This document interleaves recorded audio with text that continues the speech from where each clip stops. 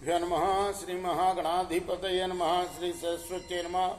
భక్తులరా, వ్యాసప్రోక్త మహాభారత ఇతిహాసం యథాతథంగా చెప్పుకున్నాం. ప్రతి శ్లోకం దాని అర్థం. ఇందులో భాగంగా నిన్నటి వరకు మనం ఆది, సభ, అరణ్య, విరాట, ఉద్యోగ, భీష్మ, ద్రోణ, కర్ణ, శల్య, సౌప్తిక, స్త్రీ పర్వాలనే 11 పర్వాలు పూర్తి చేసాం. 18 పర్వాల్లో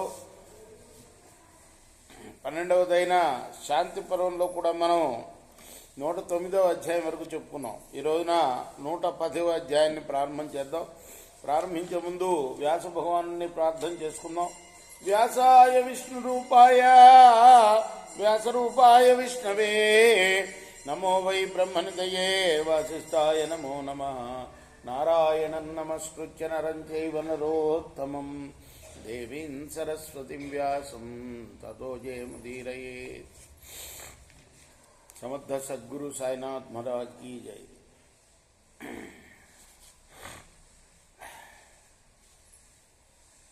युधिष्ठिर उवाच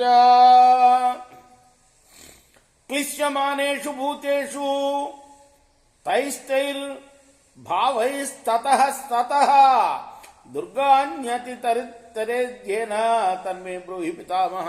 पितामह తాతయ్య అడుగుతున్నాడు ధర్మరాజు. ఆయా సమయాల్లో ఆయా భావాల చేత బాధలు పడుతూ ఉండే జీవులు దేనివల్ల ఆ బాధలను తరించగలుగుతారు, అది నాకు చెప్పు అంటున్నాడు. భీష్మ ఉవాచ ఆశ్రమేషు యథోక్తేషు యథోక్తం ఏ ద్విజాతయ వర్తంతే సంయతాత్మానః దుర్గాన్యతి తరంతి తే. భీష్ముల వారు చెప్తున్నారు,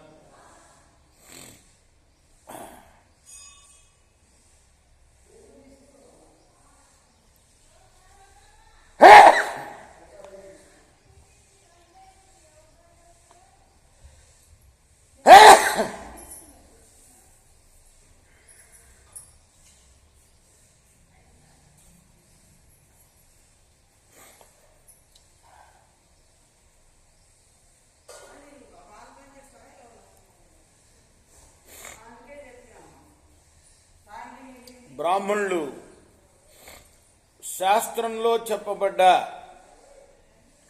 4 ఆశ్రమాల్లోనూ ఆయా నియమాలని పాటిస్తూ మనోనిగ్రహాన్ని కలిగి ఉండేవారు ఉంటే వాళ్ళు ఆ కష్టాన్ని తొలగించుకుంటారు.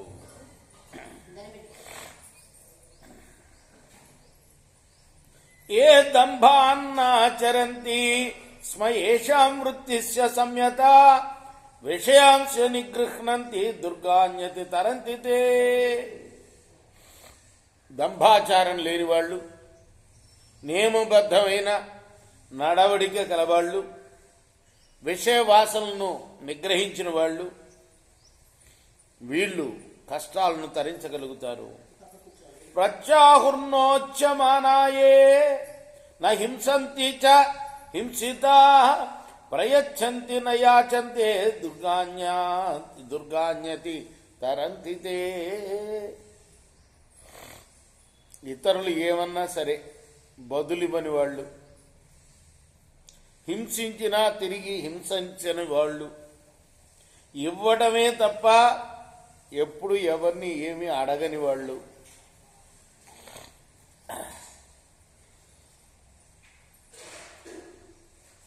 వీళ్ళు ఎంతటి కష్టాన్నైనా కూడా తరించగలుగుతారు.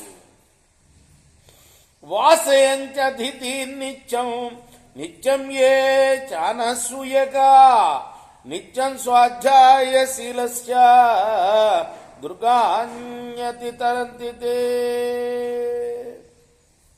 అతిథులు ఎప్పుడెప్పుడు మన ఇంటికి రావాలా అని కోరుకునేవారు. ఎందుకు అతిథి దేవో భవ అంటారు కదా, దేవుడు వచ్చినట్టే భావించేవాళ్ళు అన్నమాట. అలానే ఎవరిపైనా ఎన్నడూ దోషారోపణ చేయని వాళ్ళు, అలానే నిత్యము ఆ భగవంతుణ్ణి పూజ చేసేవాళ్ళు, ఎటువంటి కష్టాన్నైనా కూడా తరించగలుగుతారు. మాతాపిత్రోశ్చ ఏ వృత్తిం వర్తంతే ధర్మకోవిద వర్జయంతి దివా స్వప్నం దుర్గా అన్యతి తరంతితే. ధర్మవేత్తలై మాతాపితృల సేవలో వర్తించేవాళ్ళు వీళ్ళు కష్టాలన్నింటినీ తరిస్తారు. అంత గొప్పది మాతాపితృల సేవ. ఏ వా పాపన్న కుర్వంతి కర్మణ మనసాగిద నిక్షుప్తదండా భూతేషు దుర్గాన్యతి తరంతితే. మనస వాచ కర్మణ అంటే మనస్సుతో కానీ మాటతో కానీ, అంటే మనసు లోపల కూడా ఎవరిని బాధించాలని అనుకోకూడదు. అలానే నోటితోటి ఎవరిని కూడా తిట్టకూడదు, నిందించకూడదు. అలానే మన చేతులతో కూడా ఏ పాపం చేయకూడదు. మనస వాచ కర్మణ అంటే అది. ఇలా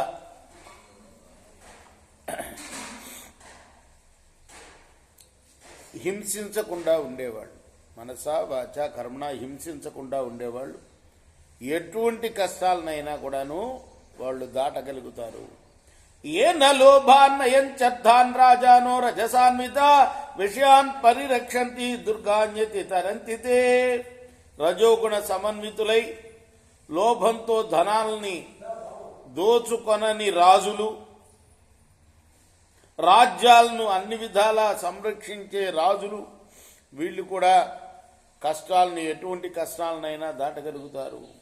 స్వేషు దార్యేషు వర్తంతే న్యాయ వృత్తిమృతో వృతవు అగ్నిహోత్రపరా సంత దుర్గాన్యతి తరంతితే.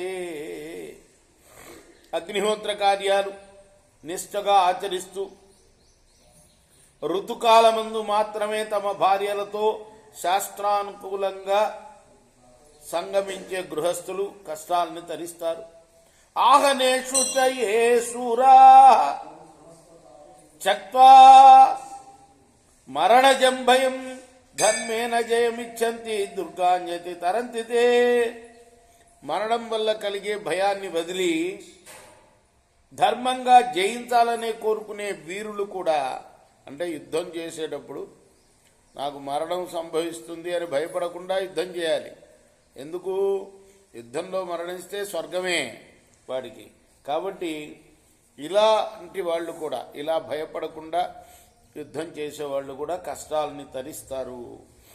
ఏ వదంతి సత్యాన్ని ప్రాణత్యజాప్యుపస్థితే ప్రమాణభూతాభూతాన దుర్గాన్యతి తరంతితే. ప్రాణాలకు ముప్పు దాపరించిన సమయంలో కూడా, అటువంటి సమయంలో కూడా సత్యమే పలికేవాళ్ళు ప్రాణులందరికీ ప్రమాణభూతులై నిలిచి కష్టాల నుండి తరిస్తారు. కృష్ణార్పణమస్తు. రేపు మనం 12వ శ్లోకం కొనసాగిద్దాం.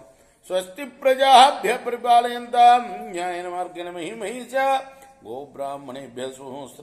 లోకా సమస్త సుఖినో భవంతు. కృష్ణార్పణమస్తు. సాయి కృష్ణార్పణమస్తు.